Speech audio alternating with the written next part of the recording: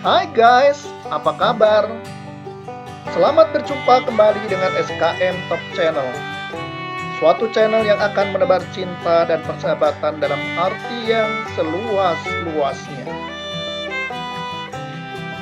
Pemirsa sekalian, saat ini saya akan menyampaikan informasi tentang larangan mudik Lebaran 2021 langsung dari Presiden Joko Widodo.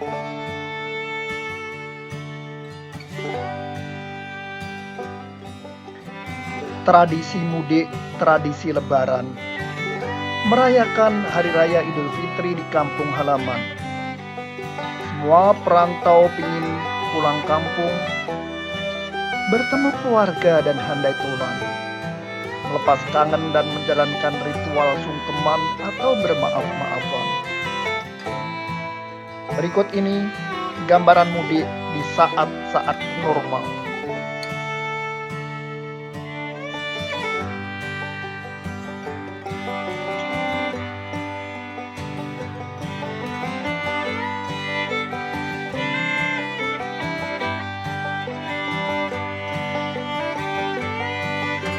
Uang triliunan rupiah telah digelontorkan, akankah berakhir sia-sia?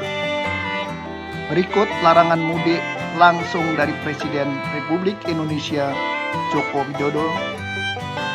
Bukan untuk melarang merayakan Lebaran, tapi mencegah penyebaran virus corona agar pandemi segera berakhir. Bismillahirrahmanirrahim. Assalamualaikum warahmatullahi wabarakatuh. Bapak, Ibu, dan saudara-saudara sebangsa dan setanah air. Ramadan tahun ini adalah Ramadan kedua di tengah pandemi COVID-19 dan kita masih harus tetap mencegah penyebaran wabah COVID untuk tidak lebih meluas lagi. Untuk itu, sejak jauh-jauh hari, pemerintah telah memutuskan untuk melarang mudik pada Lebaran kali ini. Dan keputusan ini diambil melalui berbagai macam pertimbangan. Karena pengalaman tahun lalu terjadi tren kenaikan kasus setelah 4 kali libur panjang. Yang pertama, saat libur Idul Fitri tahun lalu, terjadi kenaikan kasus harian hingga 93%. Dan terjadi tingkat kematian mingguan hingga 66%. Kenaikan kasus COVID yang kedua terjadi saat libur panjang pada 20-23 Agustus 2020, di mana mengakibatkan terjadi kenaikan hingga 119% dan tingkat kematian mingguan meningkat hingga 57%. Yang ketiga terjadi saat libur panjang pada 28 Oktober hingga 1 November 2020 yang menyebabkan terjadinya kenaikan kasus COVID hingga 95% dan kenaikan tingkat kematian mingguan mencapai 75%. Dan terakhir yang keempat terjadi kenaikan saat libur di akhir tahun 24 Desember 2020 sampai dengan 3 Januari 2021 mengakibatkan kenaikan jumlah kasus harian mencapai 78% dan kenaikan tingkat kematian mingguan hingga 46%. Pertimbangan lainnya adalah kita harus menjaga tren menurunnya kasus aktif di Indonesia dalam 2 bulan terakhir ini. Menurun dari 176.672 kasus pada 5 Februari 2021 dan pada 15 April 2021 menjadi 108.032 kasus. Penambahan kasus harian juga sudah relatif menurun. Kita pernah mengalami 14.000 hingga 15.000 kasus per hari pada bulan Januari 2021, tapi kini berada di kisaran 4.000 sampai 6.000 kasus per hari. Tren kesembuhan pun terus mengalami peningkatan. Bila pada 1 Maret 2021 sebanyak 1.151.915 orang yang sembuh atau 85,88% dari total kasus. Maka di 15 April 2021 meningkat menjadi 1.438.254 pasien sembuh atau telah mencapai 90,5% sembuh dari total kasus. Oleh karena itu kita harus betul-betul menjaga bersama momentum yang sangat baik. Untuk itulah pada Lebaran kali ini pemerintah memutuskan melarang mudik bagi ASN, TNI, Polri, pegawai BUMN, karyawan swasta, dan seluruh masyarakat.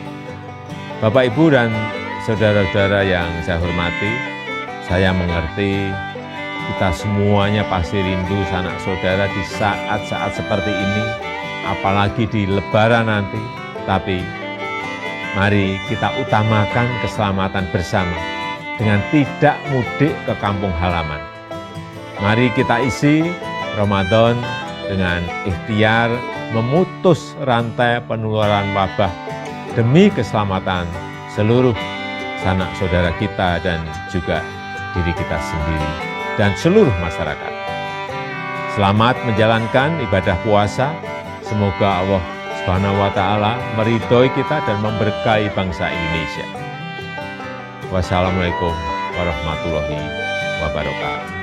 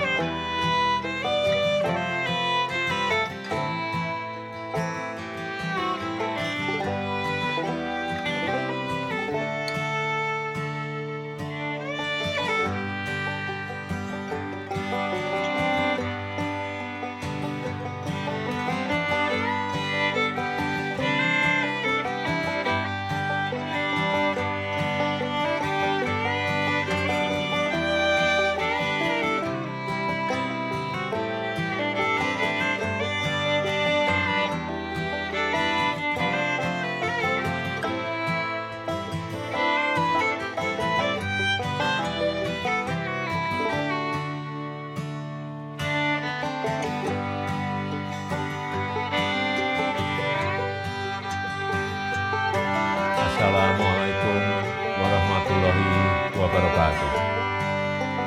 Bapak, Ibu, dan saudara-saudara sekalian, pandemi COVID masih nyata ada di negara kita.